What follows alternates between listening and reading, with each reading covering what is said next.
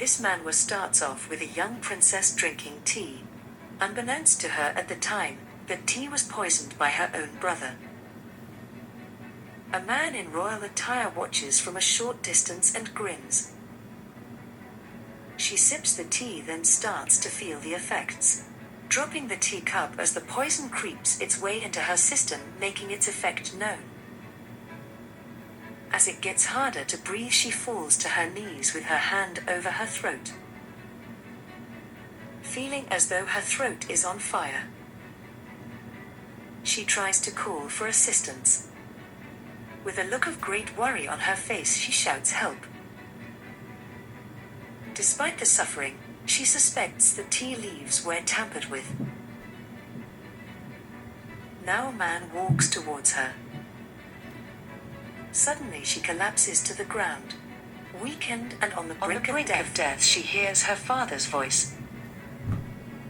The man who approached her was in actuality her father, Heller Valdemar, the ruler of their land. She, Lisbel Valdemar, is the princess who was caught up in the hellish sibling battle for the throne. That was why she was poisoned by her brother and in her current state. Upon approaching his daughter, he mistakes her for the fourth princess who died years ago. She lays there questioning her life so far, frustrated on how it all ends. It is hinted she was yet to awake her innate powers before her demise. As she dies, she wishes for more time so she could enjoy her life and escape the battle for the throne. Now the time reversed to 5 years back. The princess lays in her bed amazed at her familiar surroundings. Dazed, she looks at her hands, marveling at her return. Unsure what happened, she turns and notices a maid. The maid informs the princess that the fourth princess was killed last night. With this information and remembering the fourth princess's death when she was 10, Princess Lisbel realizes that time has truly reversed back 5 years before her poisoning. Glancing at the expression of the maid, the princess deducts the expression her smile meant it wasn't long before the princess's turn came. This causes memories of her painful death by poison to resurface.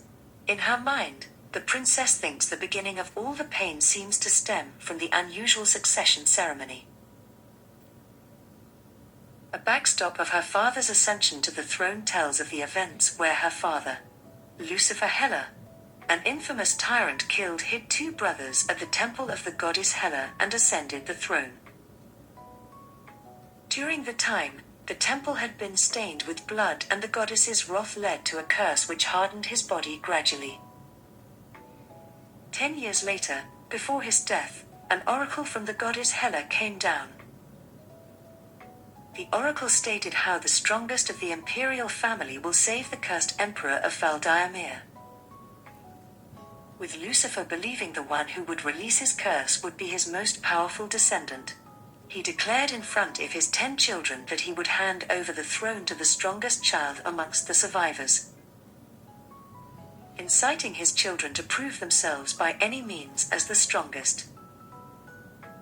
1 year after the orders were given, a silent war began. Looking back, the princess recognizes her life was one where she did not know whether or not she would live or die the next day. As she ate with her brothers, she worried if she would live to enjoy her next meal, always feeling she was the next to go. Until the day she was poisoned. Resolving within her to not spend this life waiting for death. Despite her lowly powerlessness, the princess devises a clever scheme. Smiling and laughing, she turns to face the maid, offering her to dance. With a mysterious glint in her eye, the princess ignores the call of the maid and begins to sing about a moonlight garden.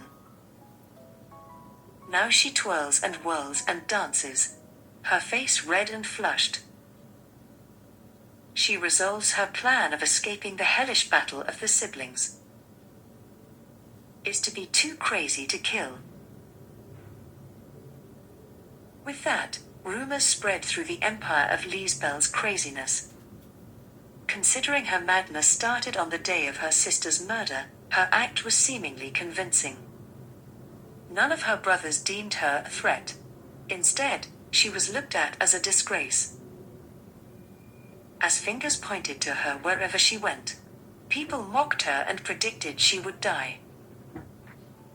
But her wit and movements included faking seizures, mimicking animal noises, and other meticulously planned performances. Lisbeth safely reached the age of 19. In the meantime, members of upper society discuss Princess Lisbeth's attendance at the ball. Rumors fester amongst the noble men and women regarding Lisbeth's mad attempts at climbing the walls of the imperial palace. As they discuss their shock that although the walls are covered in thorns, she sustained no injuries. Some noble women call her a disgrace to her name. In the royal hall there is not only nobility and upper-ranking officials but also her brother, one of the 4 remaining contenders for the throne, overhears their discussion and spins his wine glass thoughtfully. Suddenly the door swings open and someone peers inside. All the attention is drawn unto the new arrival. The attendees at the ball stare at the newcomer in disdain.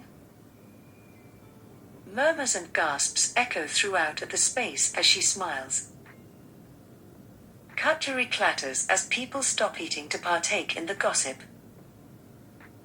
Taking on the role of the mad, weird girl, Lisbeth strolls into the large room full of people.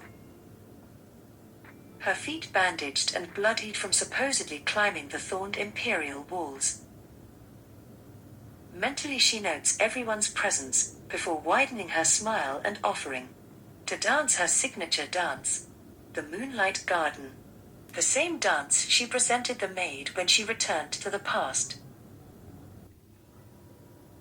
Vaguely remembering the figure of her brother, the same brother who must have planted the poison in her tea. Motivated by the will to not allow fate to repeat itself. Remembering that if she doesn't act mad now, then her death would be certain and her life rendered meaningless. No longer can she allow herself to be a victim in this bloodthirsty sibling battle royale. No longer will she spend her days in absolute unease, awaiting a death by poison like before. With a smile on her face and a strengthened resolve, Lisbeth knows what she must do to live, and how she must do it. With feet still bloodied she marches on towards her goal. Her father, the Emperor, who sat straight ahead, watching the spectacle. The Emperor's aide notified him of her arrival, implying whether he should get rid of the princess. The Emperor rejected the offer of his aide, stating she may survive like last time and unleash the curse, vowing never to let that happen. The Emperor instead relaxes into his imperial throne, ready to see what she will do next. She stops before the stairs that ascend to the throne and exclaims for her father. Princess Lisbeth announces her wish to dance for her father the Emperor. Upon hearing this, the Emperor tells her to dance and she begins.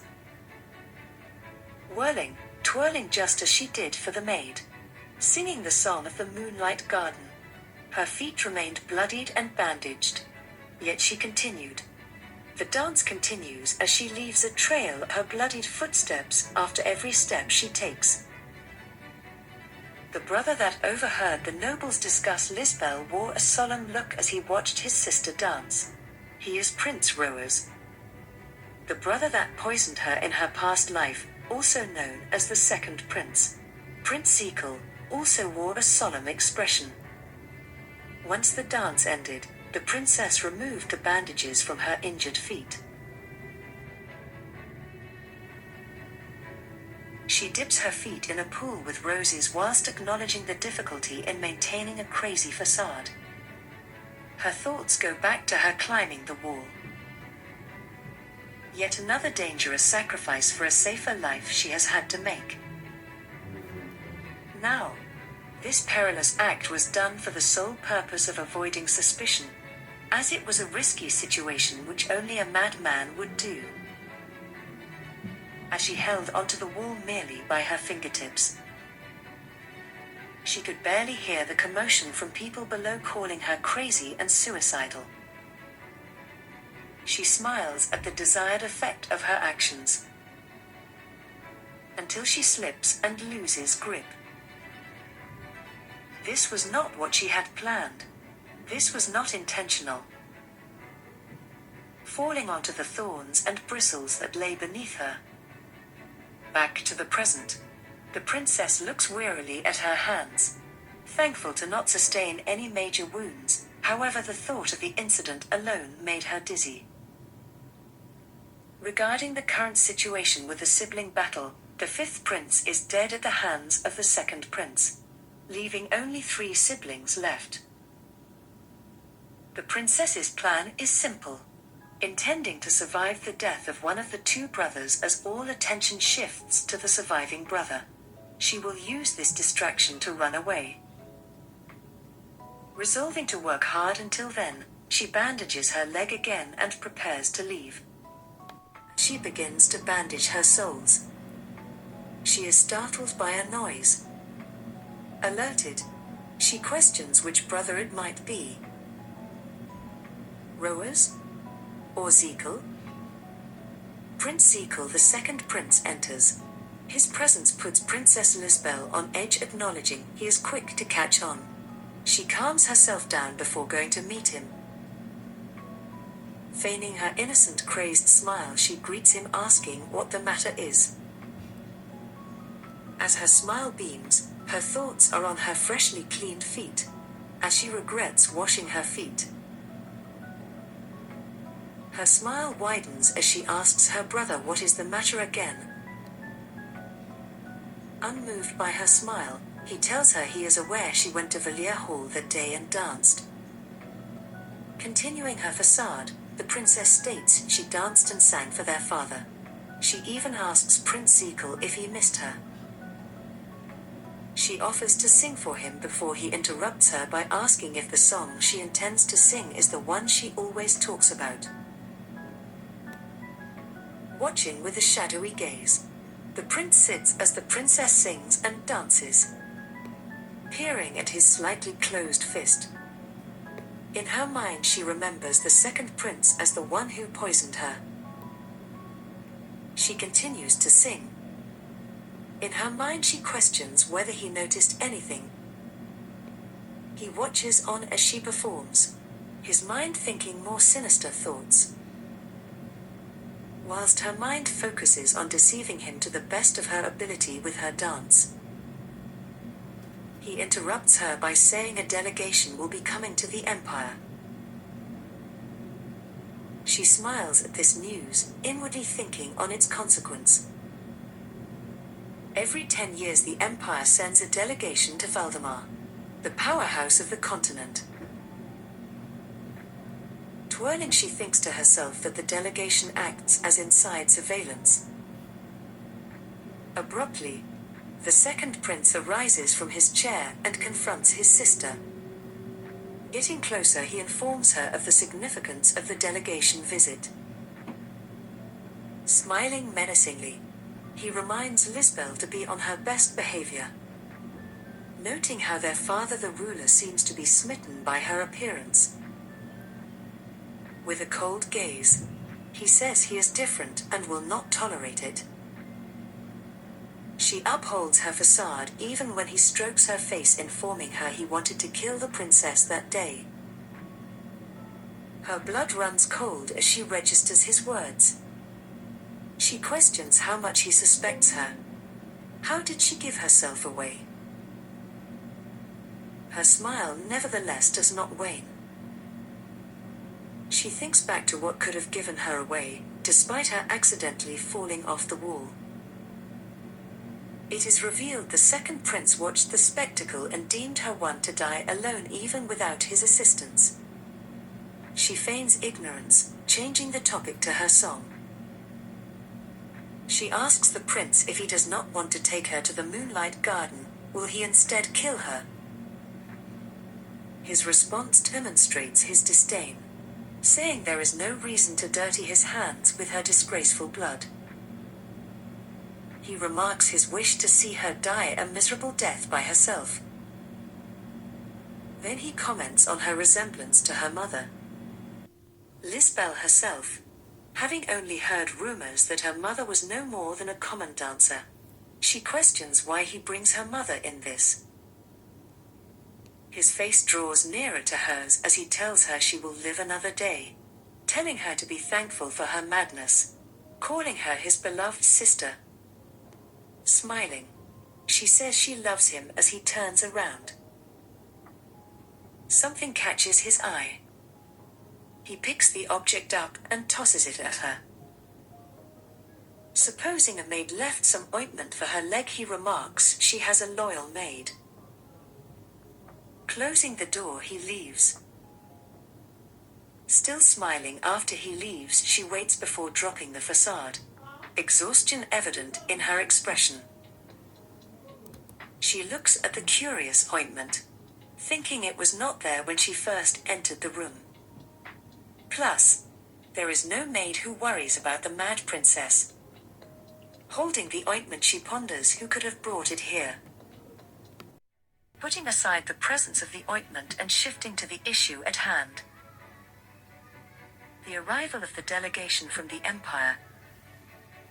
Going over what she knows so far. Lisbeth recites the leader of the delegation is the Emperor's right-hand man, Duke Nanak. Knowing she needs to obtain more information, she bites her finger in agitated frustration. Elsewhere, a mysterious man with dark hair and a dark cloak kneels before the Emperor. His name is Asius. Conversing with the head Emperor, the Emperor asks Asius to find the truth and report back in regards to the suspicious Valdemar imperial family. He listens in silence. His silence makes the head Emperor question if Asius will refuse his request.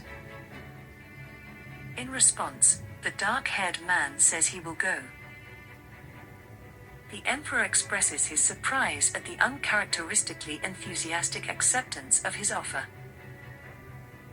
Asius smiles. He attributes his enthusiasm to his boredom. The scene shifts back to the Imperial Palace. Maids whisper, their gossip revolving mostly about the impeding delegate visit. The maids gossip about one man in particular. Excitedly they tell each other the master of the Leyte Tower is on the list of people to be sent. All whilst Lisbeth eavesdrops from a safe distance. The maids' whisper shifts to their questions. Why would a powerful person such as the master of the Leyte Tower come to a land such as Valdemar? A land which is devoid of magic. This seemingly also piques the princess's curiosity as she silently listens. A backstory reveals the warrior empire of Valdemar follows the goddess Hela, therefore does not train wizards. People who show an aptitude for magic are sent from Valdemar to Leyte. This means the word mage is foreign to residents of Valdemar. Now this fuels the princess questions further. She thinks to herself, truly what reason would such a great archmage have for coming here? Drifting her focus to the arrival of the delegation, Lisbeth reasons that all the people's attention will be drawn towards them. Therefore the succession ceremony will be suspended. She questions, will it a dire situation? Or an opportunity? In another part of the palace, the maids continue to chatter amongst themselves. This time they discuss the power of the mage. Curiosity heightening, Lisbeth trails behind, listening to the words of the maids. Then, a voice jolts her, asking what she is doing here. She whips her head around, only to be faced with her brother. Her brother, Roas, stares down at her. She ducks behind a pillar, smiling as she tells him he scared her. The second prince, Roas Valdemar, repeats his question. What is she doing here? Briefly, she thinks it was only a few months ago when he, the second prince, beheaded the fifth prince. In fact, she remembers this quite vividly, possibly because she stood witness, as the blood splattered on her shocked face. She can still remember his distant cold gaze, as he turned and walked past her. Lisbel remembers expecting Roas to show her the fate her brother, the fifth prince, also received. But he didn't care so much, instead choosing to leave, leaving a shell-shocked Lisbel in his wake. Back to the present. She puts on her act. Smiling and blushing, she asks Rowan if, despite her being the disgrace to the palace, is there any place she cannot venture to? After all, it is her home. He remarks how it is bad to eavesdrop. She remarks back, with the circulating rumors eventually reaching her ears, in addition to the palace being her home. He watches as she attempts to convince him. Lisbel inwardly notes Roa's sharp eyes that seem to perceive through opponents. She knows she can't let her guard down. Roas tells her their father has sent for her. She smiles, feigning a joyful expression. She giggles in mock delight, saying her father must have enjoyed the dance, glad to make him happy. Wearily, Roas murmurs if it is at all good to make him happy. It is abnormal for Roas to be so talkative, and the princess makes a mental note of it. As he passes her, he whispers it was not a good choice. This unnerves Lisbel. His last words to her before he walks on are a warning, telling Lisbel she'd better be careful. He walks onward. Lisbel is left now reflecting on the exchange between brother and sister. She thinks to herself, that is not what you would say to a crazy sister, to be careful.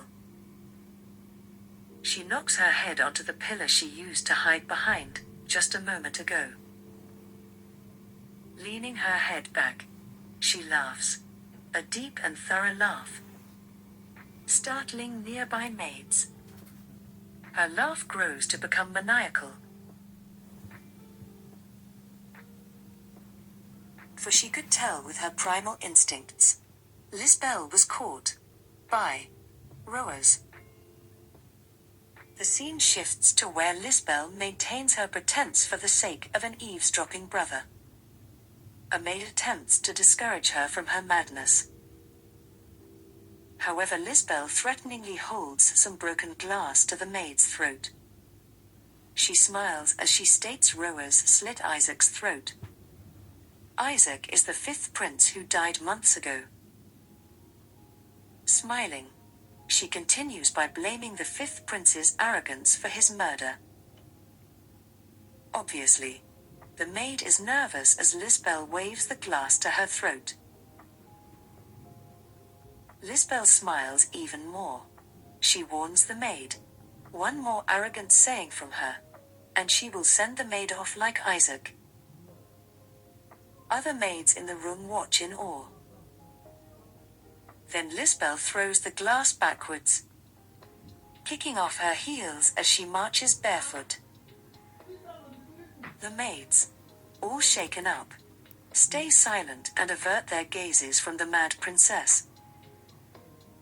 Ignoring the maid's pleas, Lisbel exits the room with a look of determination. Inwardly, she thinks she cannot bear the pain any longer.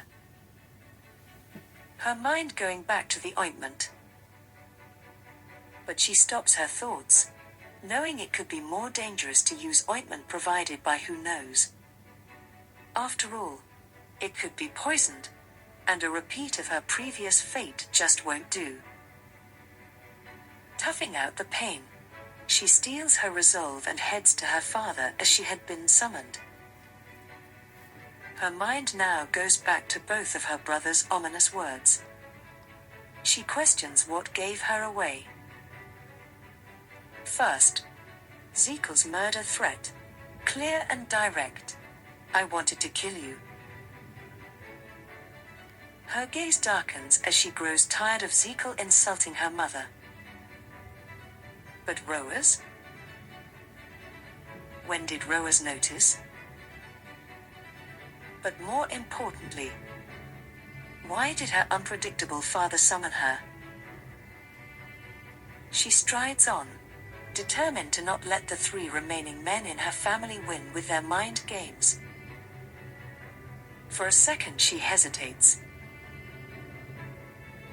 The scene shifts to a dining setting. In the dining hall there sat the Emperor and his 3 remaining children, Prince Rowan, Prince Jekyll sitting opposite each other, Princess Lisbel sitting beside Prince Rowan.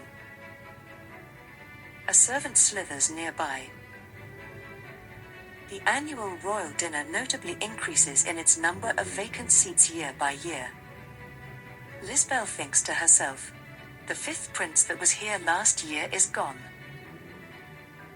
Questioning, will she be next? She slouches herself onto the dining table and questions her father's intentions. Her father, seemingly deep in thought, eats whilst considering the events past, as well as what needs to be done. The princes sneak glances at each other, brothers by blood, enemies by duty. The serpent slithers around their feet. The only sound thus far is the hissing of its tongue. Breaking the silence, the Emperor asks whether they have heard of the incoming delegation from Leyte. Lisbel and her father make contact. She smiles her usual smile. He frowns. He states that once the delegation returns, the throne will be succeeded. Leaving for thoughts to stir in each potential heir's mind. Calmly, the Emperor continues, indicating that by now, each sibling should know of the significance.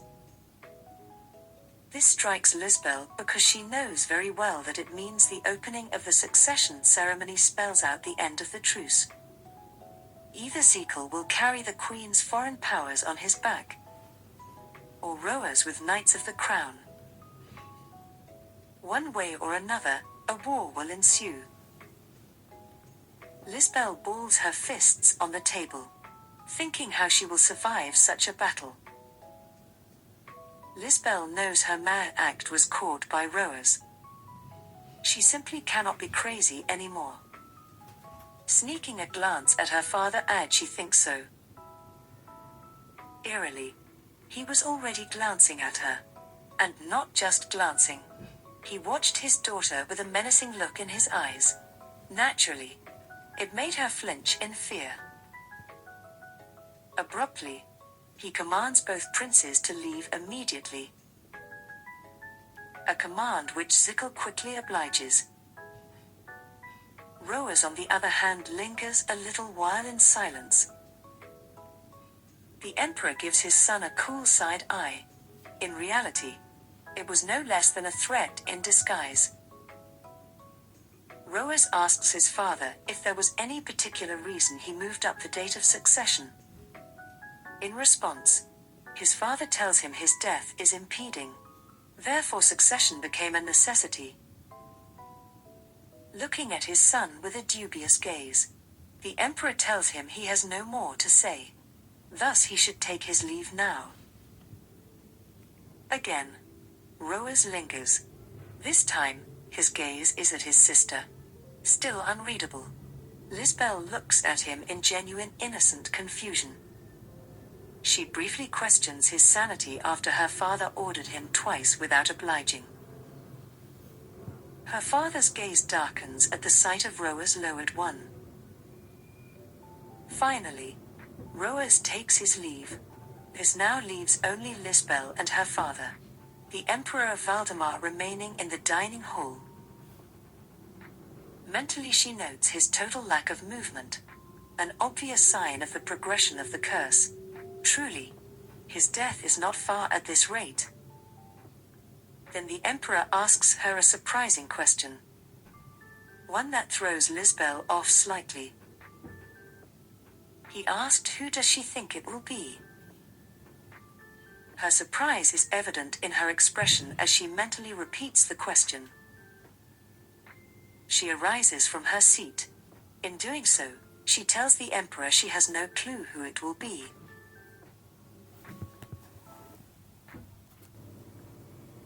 She arises from her seat. In doing so, she tells the Emperor she has no clue who it will be. Smiling, she informs him of her wish, one that revolves solely on survival. Draping her arms over her unmoving father, she tells herself she just wants to live. He eyes her intently even as she kisses his cheek. Eventually, a grin spreads across his face. He tells her it's too bad, once again, catching Lisbel off guard slightly. Taking advantage of her ear's proximity, he whispers in a low voice that he does not want to die yet. Ahead until the dogs of the Empire arrive. Lisbel tries to seek a meaning in his answer but remains clueless. Lisbel fully stands as her father continues. He expresses to her how he cannot delay the search for the Oracle's child any longer. Looking down at his hands which, just as a growing majority of his body, are ridden with a curse preventing him from moving his body. He tells her that the surviving child amongst the siblings and ergo the strongest warrior will save him. Her eyes darken as she reels back in understanding. As this happens, the serpent which crawled the ground until now slithered towards the Emperor.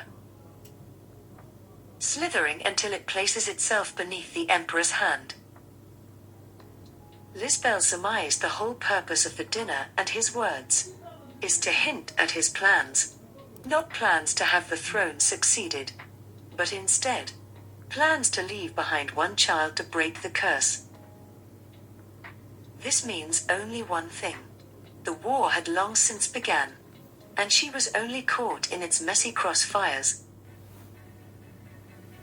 Pulling her from a spiral of thoughts, the Emperor looks at her from his seated position. He asks whether she wants to live long. Without so much as waiting for an answer, he tells her to kill her two brothers and survive. Suddenly the aura shifts. The atmosphere plummets. His eyes take on a vulture-like appeal as he questions her ability. He expresses to Lisbel his curiosity in seeing how long the line is for four of them. The serpent coils into itself, hissing. The Emperor remarks that Lisbel is a spitting image of her late mother, insulting her mother by calling her impudent. Expressing his desire to see her die as soon as possible, regardless of who kills her. The snake's eyes glare maliciously.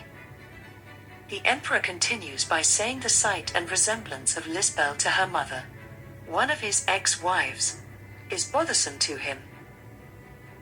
Clueless, Lisbel stands in shock, the need to escape becoming more pressing by the second. Mentally, Lisbel is done pretending to be crazy to save her life. Walling her fists by her side, Lisbel notes the 10 days left, where during that time, she knows 2 people will die.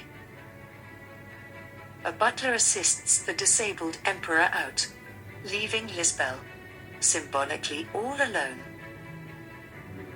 Pondering on her means of escaping this nightmare, she fumes at the means of escape available to her. Either she is poisoned or decapitated. Closing her eyes, she thinks to herself, to avoid death, she must be ready to die.